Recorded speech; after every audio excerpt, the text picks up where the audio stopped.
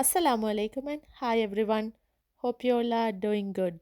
இன்னும் ஒரு அழகான இன்ட்ரெஸ்டிங்கான வீடியோண்டோட உங்களைய மீட் பண்ணுறதுல ரொம்பவே சந்தோஷம். நான் இன்னைக்கு இந்த வீடியோவில் ஷேர் பண்ண போகிற ரெசிபி உங்கள் எல்லாருக்குமே தெரிஞ்சிருக்கும். நீங்கள் ஆல்ரெடியே ட்ரை பண்ணி கூட இருந்திருப்பீங்க. இது என்னோட ஸ்டைலில் மாவு எதுவும் பிசையாமல் அவன் இல்லாமல் ஈஸியாக செய்யக்கூடிய மெத்தடில் தான் நான் இன்றைக்கி உங்க கூட ஷேர் பண்ண போகிறேன். ரொம்பவுமே டேஸ்டியான இந்த அடுக்கு ரொட்டியை எப்படி ஈஸியாக செய்யலாம்னு இப்போ வாங்க பார்க்கலாம்.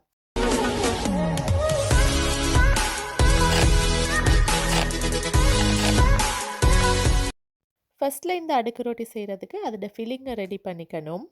அதுக்காக ஒரு பேனில் ஆயிலை சூடு பண்ணிக்கோங்க. ஆயில் சூடாவினத்தோடு சின்னதாக சாப் பண்ணின கார்லிக்கை சேர்த்து அதோட கலர் சேஞ்ச் ஆகிற வரைக்கும் கொஞ்சம் ஃப்ரை பண்ணிக்கோங்க. இந்த அடுக்கு ரொட்டிக்கு ஃபில்லிங்கில் வந்து நான் சிக்கனில் தான் செய்ய போகிறேன். உங்களுக்கு சிக்கனோ பீஃபோ எது கூட வேணுண்டாலும் செஞ்சு கேளும். இதுக்காக 400 கிராம்ஸ் போன்லெஸ் சிக்கன் எடுத்து நான் அதை பாயில் பண்ணி எடுத்திருக்கிறேன். பாயில் பண்ணின சிக்கனை இந்த மாதிரி சின்ன சின்ன பீசஸ்களாக்கி இதை கொஞ்சம் ஃப்ரை பண்ணி எடுத்துக்கணும். இப்போ பார்த்தீங்கன்னா சிக்கனும் நல்லா ஃப்ரைட் ஆகி கலரும் சேஞ்ச் ஆகிருக்குது. இந்த மாதிரி சிக்கன் நல்லா கலராகி ஃப்ரைட் ஆகினதுக்கு பிறகு இதில் வந்து 4 ஸ்லைஸ்டாக கட் பண்ணின ஒனியனை சேர்க்க போகிறேன். கூடவே 2 க்ரீன் சில்லியையும் சேர்த்து நல்லா இதை வதக்கிக்கணும்.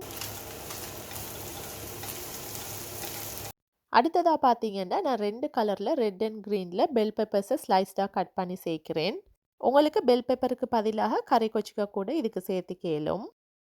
இதுக்கு மசாலாவாக பார்த்தீங்கன்னா டர்மரிக் பவுடர் கொஞ்சம், பெப்பர் பவுடர், கியூமின் பவுடர், அதோட சில்லி ஃப்ளேக்ஸ் 1 டீஸ்பூனும் சேர்த்திக்கிறேன். தேவையான அளவு உப்பையும் சேர்த்து இப்போ இதெல்லாத்தையும் நல்லா மிக்ஸ் பண்ணிக்கோங்க. இப்போ சேர்த்திருக்கிற ஒனியன் பெப்பர்ஸ் எல்லாம் நல்லா வதங்கி வர வரைக்கும் எல்லாத்தையும் நல்லா வேக வச்சு எடுத்துக்கணும்.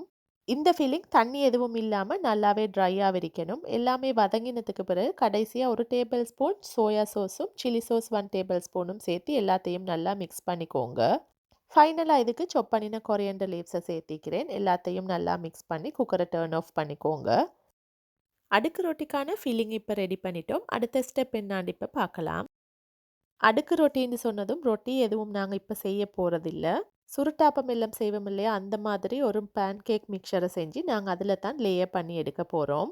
இந்த மாவை பிளெண்ட் பண்ணி எடுக்கிறதுக்காக 1.5 கப் மாவை ஒரு பிளெண்டர் ஜாரில் ஆட் பண்ணிக்கோங்க. அடுத்ததாக 1 டீஸ்பூன் சால்ட்டும் 1 எக்கும் சேர்த்து 1.25 கப் தண்ணி சேர்த்து இதை நல்லாவே பிளெண்ட் பண்ணி எடுத்துக்கணும்.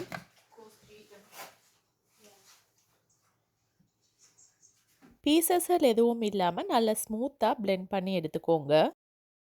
நிறைய தண்ணி சேர்க்காம ஒரு திக்கும் இல்லாமல் தின்னும் இல்லாத மாதிரி இந்த மாதிரி தான் மாவை கரைச்சி எடுத்துக்கணும். மெயினாகவே சுருட்டாப்பம் செய்யும் போது இந்த மாதிரி தான் மாவை கரைச்செடுப்போம். அதே மாதிரி தான் இந்த அடுக்கு ரொட்டிக்கு மாவை இந்த மாதிரி கரைச்சி எடுத்துக்கணும். இந்த அடுக்கு ரொட்டியை பார்த்தீங்கன்னா அவன் எதுவும் இல்லாமல் ஜஸ்ட் பேனில் வச்சு குக்கரில் தான் செஞ்சு எடுக்க போகிறோம்.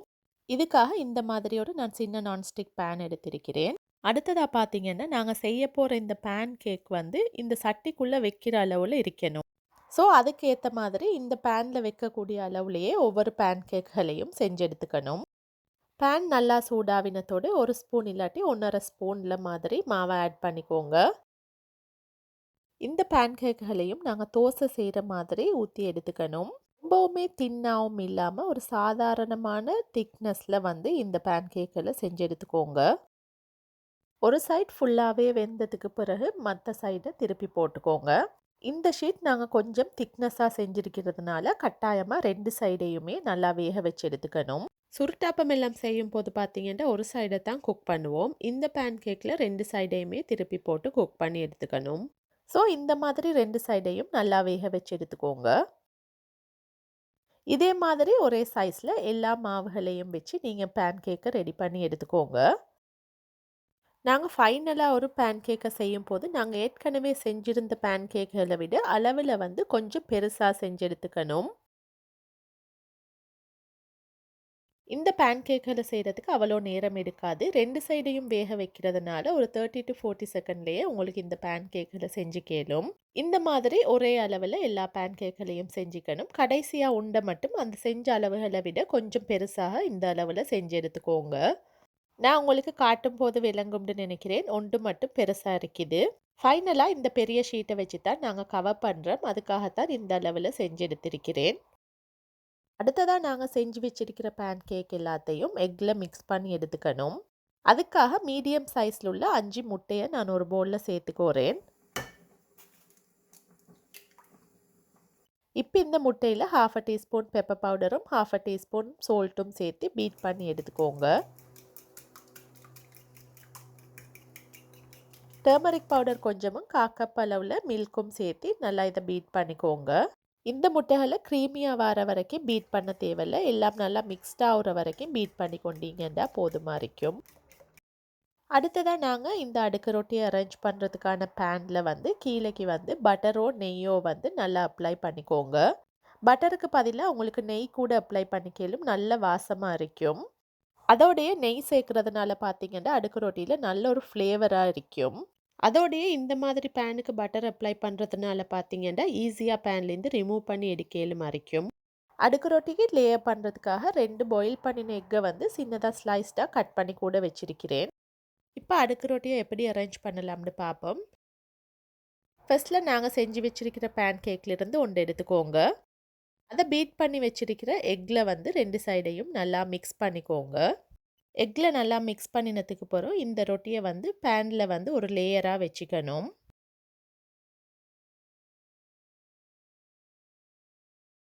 இப்போ இந்த ரொட்டிக்கு மேலால் நாங்கள் செஞ்சு வச்சுக்கிற ஃபில்லிங்கை வந்து ஒரு லேயராக போட்டுக்கோங்க.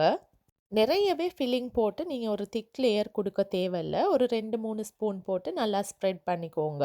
இதுக்கு மேலால் ஒரு லேயராக பாயில் பண்ணின எக்கை ஸ்லைஸ்டாக கட் பண்ணி வச்சுருந்தேன். அதில் ஒரு 2-3 பீஸை இதில் வைக்கிறேன். உங்களுக்கு விருப்பம்டா கிரேட் பண்ணின சீஸை கூட ஒரு லேயராக உங்களுக்கு இதில் வச்சுக்கலும். ரொம்பவே டேஸ்டியாக இருக்கும். சீஸோ எக்கோ எது விருப்பம்டாலும் உங்களுக்கு வச்சுக்கலும்.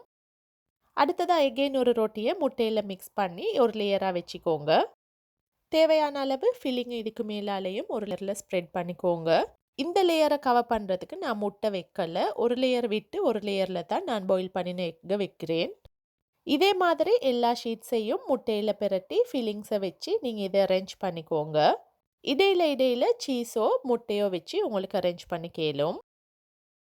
ஃபைனல் லேயருக்கு செஞ்சு வச்சுருந்த பெரிய ஷீட்டை தான் இப்போ கடைசியாக வைக்க போகிறோம். இதையுமே வந்து முட்டையில் பிரட்டி கடைசி லேயராக வந்து ஃபுல்லாக வச்சு கவர் பண்ணிக்கோங்க. நான் எடுத்திருந்த மாவுட அளவில் வந்து நான் 8 ஷீட் செய்யக்கூடியதாக இருந்துச்சு. 8 ஷீட்ஸையும் ஃபில்லிங்கையும் வச்சு இந்த மாதிரி லேயர் பண்ணி எடுத்திருக்கிறேன்.